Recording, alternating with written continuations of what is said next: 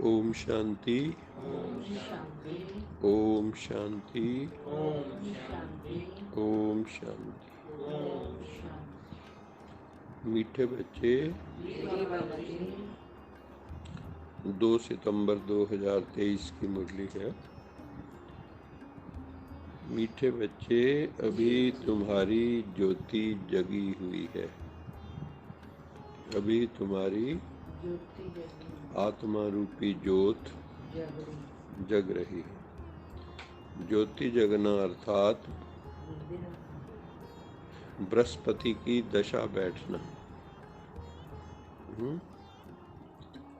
दशाओं में बृहस्पति की दशा सबसे शुभ होती है और राहु की दशा बहुत खराब होती है, शनि की दशा बहुत खराब होती है। तो बाबा कहते हैं अब तुम्हारे ऊपर राहु की दशा नहीं रही, तुम्हारे ऊपर बृहस्पति की दशा बैठी है, क्योंकि राहु होता है अंधकार और बृहस्पति है ज्ञान का प्रकाश।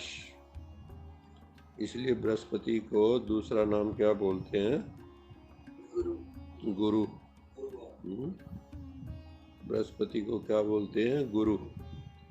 वैसे भी बृहस्पति को देव गुरु माना जाता है, देवताओं का गुरु। और दानवों का गुरु कौन है? शुक्र। वो संसार की तरफ, जिसका शुक्र अच्छा होता है वो संसार में उसका मन बड़ा लगता है।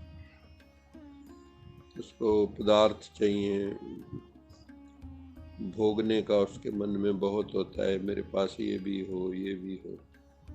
और रजोगुण भी बहुत होता है। आपकी जो फिल्म इंडस्ट्री है ये सब शुक्र द्वारा गवर्न है। और बृहस्पति जहाँ होगा वहाँ सत्संग की बात होगी, वहाँ अच्छे लोग इकट्ठे होंगे, गुरु गुसाई इकट्ठे होंगे, बैठ के सतोगुण की बात करेंगे।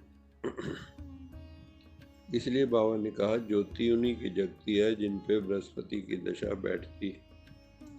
बृहस्पति की दशा बैठने से फिर तुम विश्व के मालिक बन जाते, क्योंकि बृहस्पति की दशा बैठने से मन बुद्धि आपके श्रेष्ठ हो जाते हैं और जो इंद्रियां हैं उनके ऊपर आपका कंट्रोल हो जाता है, नियंत्रण हो जाता है। तो बाबा कहते हैं बृहस्पति की दशा बैठने से तुम विश्व के मालिक बनते हो। विश्व का मालिक वही बनता है जो अपने मन का मालिक बनता है। मन जीते जग जीत।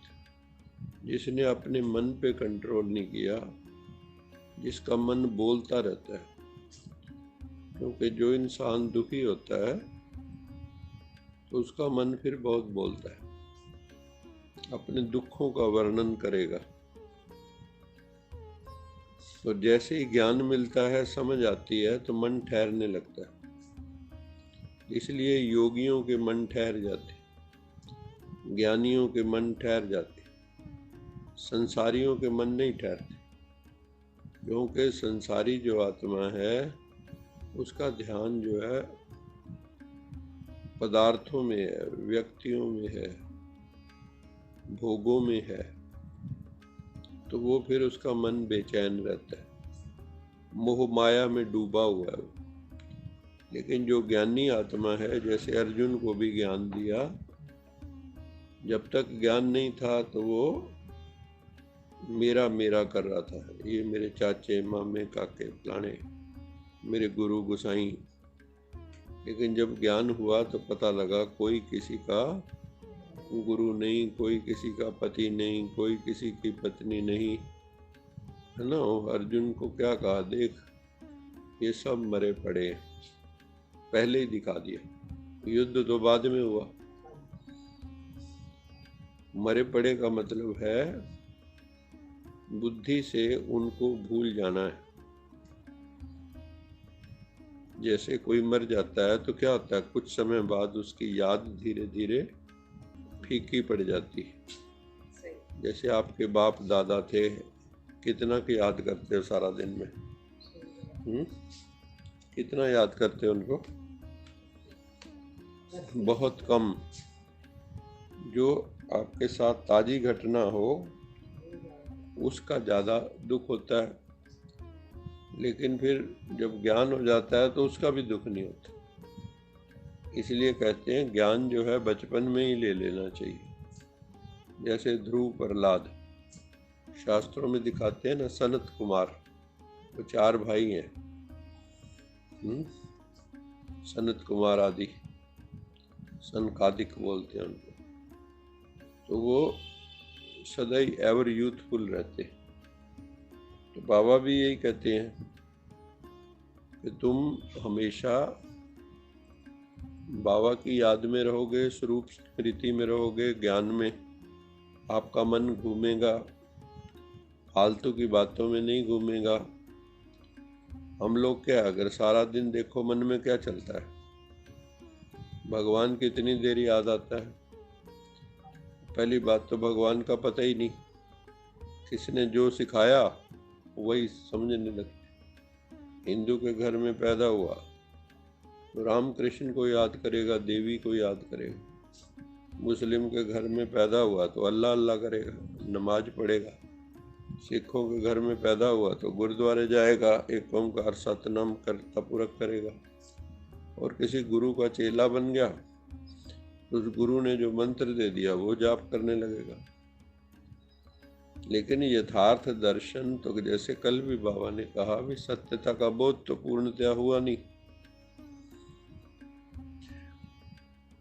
शब्द मान लो सुन भी लिए, उससे क्या फायदा होगा, है ना?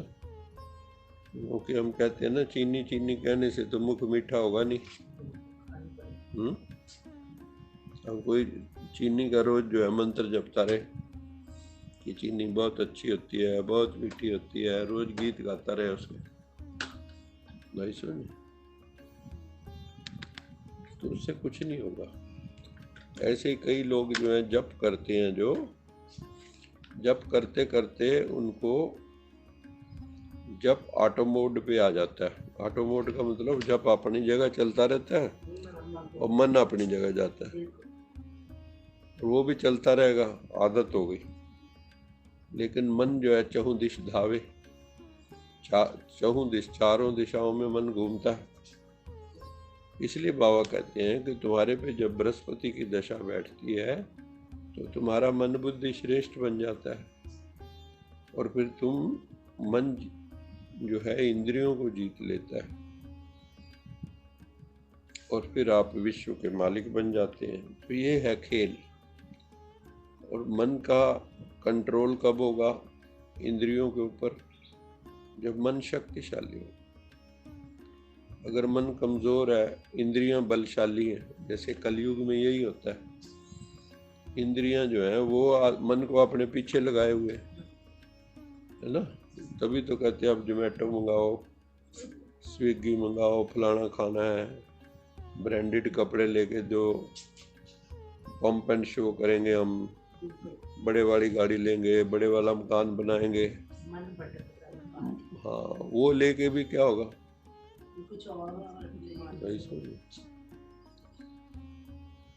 बोतल के अंदर क्या है वो इम्पोर्टेंट है। लोग बाहरी जो चीजें पकड़ते हैं, लेकिन अंदर उसके क्या है वो नहीं पता। इसलिए कई लोग शादियां जब करते हैं तो लड़का लड़की कई कहते हैं और कुछ नहीं, मुझे तो खूबसूरत लड़की चाहिए, लड़का चाहिए।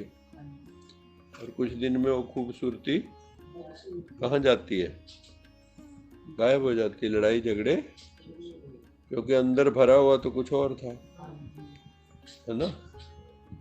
तो मूर्ति बाहर की देखने से क्या होगा, अंदर सीरत क्या है वो इम्पोर्टेंट है, या मूर्त क्या है वो इम्पोर्टेंट है। और सीरत सुंदर हो तो मूर्त सुंदर होने लगती है, ना भी हो कोई।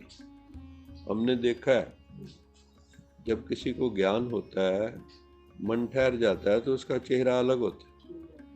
और जो संसारी है, मान लो रो रहा है, पछता रहा है, टेंशन में है, तनाव में है, उनका चेहरा देखो, आंखें फटी फटी सी होंगी उनकी।